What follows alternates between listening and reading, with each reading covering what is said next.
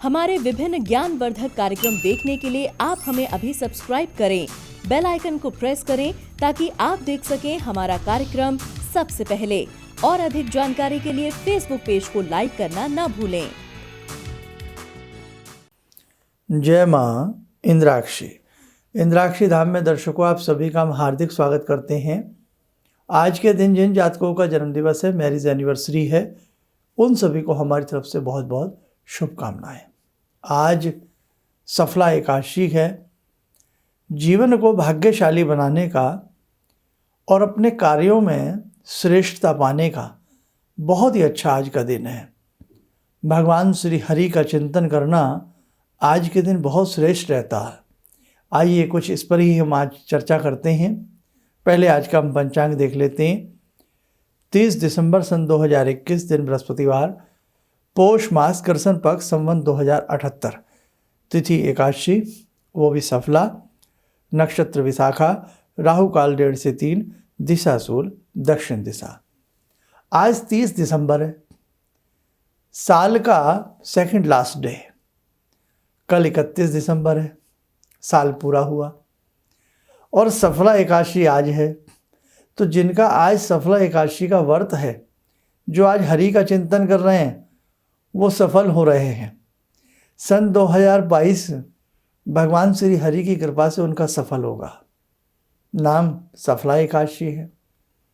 बहुत अच्छी बात है। देखो, हमारे धर्म में यही तो विशेषता है कि नए नए पूजाएं, नई नई साधनाएं, विभिन्न प्रकार के मंत्र, व्रत, उपवास, बहुत सारी चीज़ें। और इन सारी चीज़ों के साथ हम कभी भी कोई नया काम करते हैं तो हम अपने धर्म में भगवान को मानते हुए, पूजा पाठ आदि के क्रियाकलाप करते हुए हम किसी नए काम की शुरुआत करते हैं। हिंदू शास्त्रों में 16 संस्कार की अपनी महिमा है। जन्म से लेकर के विद्या संस्कार, है ना, विवाह में किस प्रकार से विवाह पद्धति का संस्कार होता है, सारे कार्य होते हैं। फेरों में किस प्रकार के मंत्र हैं, सारी चीज़ें हैं। और 16 संस्कारों से गुजरते हुए अंत्येष्टि संस्कार हमारा होता है। हमारे धर्म में ये बहुत बड़ी चीज़ है जो कहीं देखने को नहीं मिलेगी कि जब से व्यक्ति जन्म भी नहीं लेता, गर्भस्थ संस्कार उसका हो जाता है और मरणोपरांत तक धर्म की डोरी में बंधा हुआ वो व्यक्ति मोक्ष की यात्रा पर निकल पड़ता है। इसीलिए हमारे शास्त्रकारों ने, ऋषियों ने, मुनियों ने हमें कहीं एकादशी के रूप में व्रत तप की तितिक्षा सिखाई है, तो कहीं प्रदोष के व्रत में सिखाई है, कहीं गौरी शंकर के व्रत में सिखाई है, तो कहीं भगवती षष्ठी के रूप में, तो कहीं भगवती तारा और दुर्गा के रूप में, है ना। कितनी सुंदरता इस धर्म में देखने को मिलती है।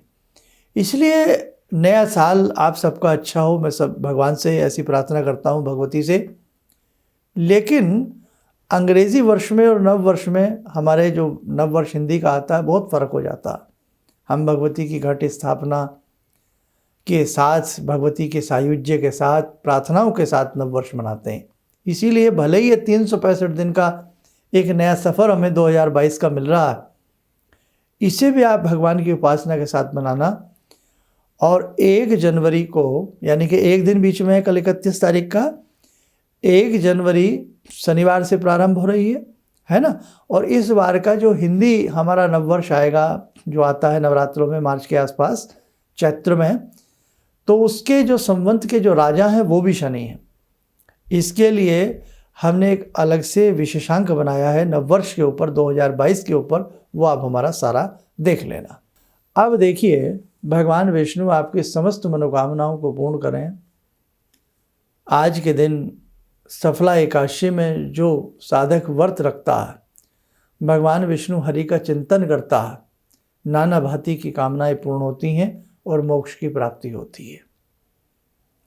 आज कम से कम अपने घर में आप सात्विक आहार लें, ब्रह्मचर्य का पालन करें, खान पान पर ध्यान रखें। भले ही आपने व्रत न किया हो, आज के दिन पक्षियों को दाना डालना, गौ माता की सेवा करना, भगवान श्री हरि को पीत रंग के पुष्प चढ़ाना, पीले रंग के फूल चढ़ाना और भगवान विष्णु के चरणों में बैठ कर के सत्संग करना।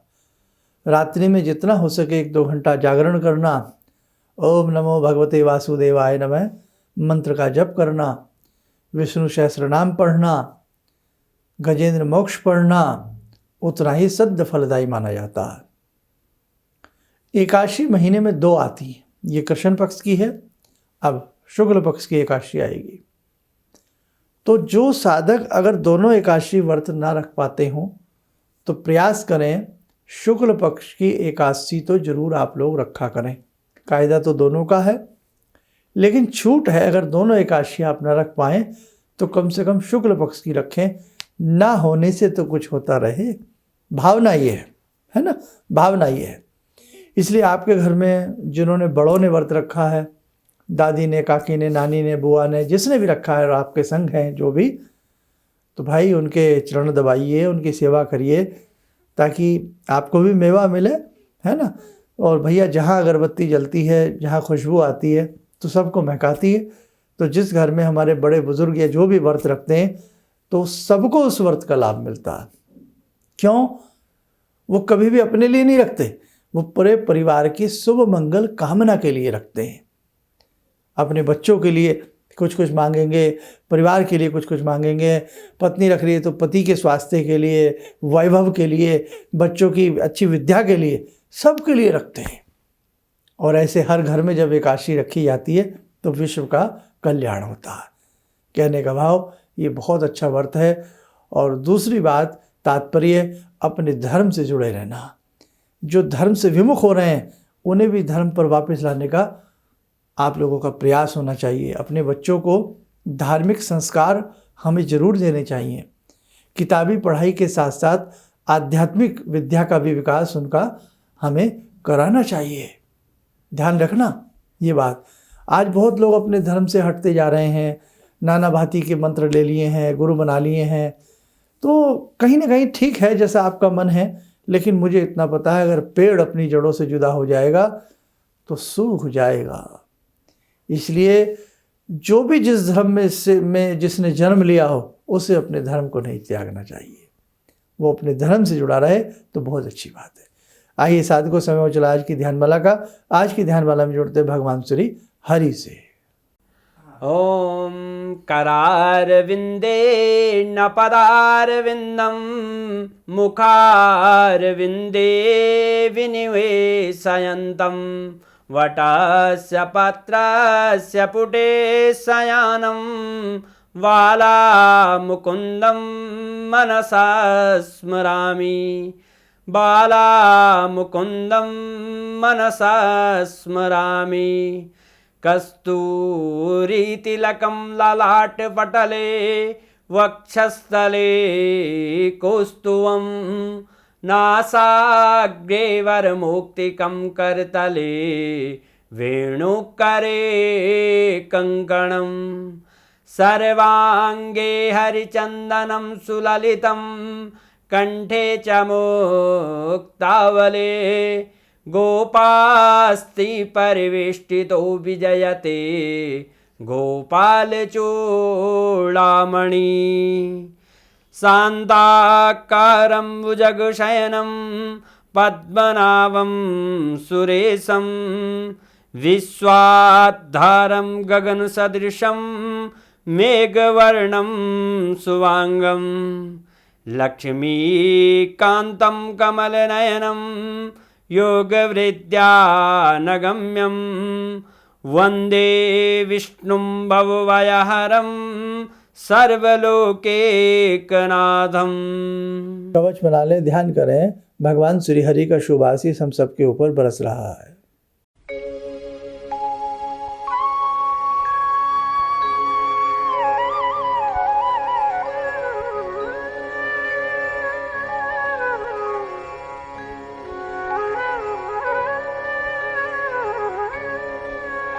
ओम बोलते हुए नेत्र खोलें, सामान्य हो जाए। देखो साधकों, आप में से बहुत लोग ऐसे हैं जो अपनी जन्म पत्रिका या हाथ की रेखाएं दिखाना चाहते हैं और यदि आप किसी समस्या से परेशान हैं, पीड़ित हैं, आप देश विदेश में कहीं भी रहते हैं, है ना, तो उसके लिए आप हमारे संस्थान से टेलीफोनिक अपॉइंटमेंट लेकर के ये सेवा प्राप्त कर सकते हैं। दूसरी बात, हमारे संस्थान में वैदिक जन्म पत्रिकाएँ बनाई जाती हैं। वैदिक जन्म पत्रिका क्या है, इसका सही मायने में क्या अर्थ है, मैं एक अंक आपको कुछ रोज बाद दूंगा। जो पत्रिका बनवाना चाहते हैं तो उस अंक को जरूर आप लोग ध्यान से सुनिएगा, ताकि कुछ चीज़ें उसके बारे में आपको समझ में आ सकें। आप स्वस्थ रहें, सुखी रहें। इन्हीं शुभकामनाओं के साथ हम अपनी वाणी को विराम देते हैं। जय माँ इंद्राक्षी। मेरी बहुत दिन से दिली इच्छा थी कि आप जैसे कोई मुझे धर्मात्मा पर महापुरुष मिलें और मैं वहाँ जाके जुड़ के और देश समाज से के लिए कुछ कर पाऊँ। कई चीज़ें हैं समाज में, समाज सेवा में भी मन में वो शांति नहीं मिली, जैसे आप समझ सकते हैं कि बहुत सारी गड़बड़ियाँ भी रहती हैं। आज का अनुभव यही है कि मुझे आस लगता है कहीं सही रास्ता मिल गया है, सही मंजिल मिल गई है। जो मैं करना चाहती थी शायद अब मैं कर पाऊँगी। किसी भी समस्या के समाधान के लिए मिले प्रसिद्ध हस्तरेखा एवं वास्तु विशेषज्ञ प्रोफेसर धर्मेंद्र शर्मा जी से। नोट: शिविर में भाग लेने हेतु एवं व्यक्तिगत रूप से मिलने के लिए कॉल करने का समय सुबह 10 बजे से शाम 6 बजे तक। हमारे विभिन्न ज्ञानवर्धक कार्यक्रम देखने के लिए आप हमें अभी सब्सक्राइब करें, बेल आइकन को प्रेस करें ताकि आप देख सकें हमारा कार्यक्रम सबसे पहले। और अधिक जानकारी के लिए फेसबुक पेज को लाइक करना न भूलें।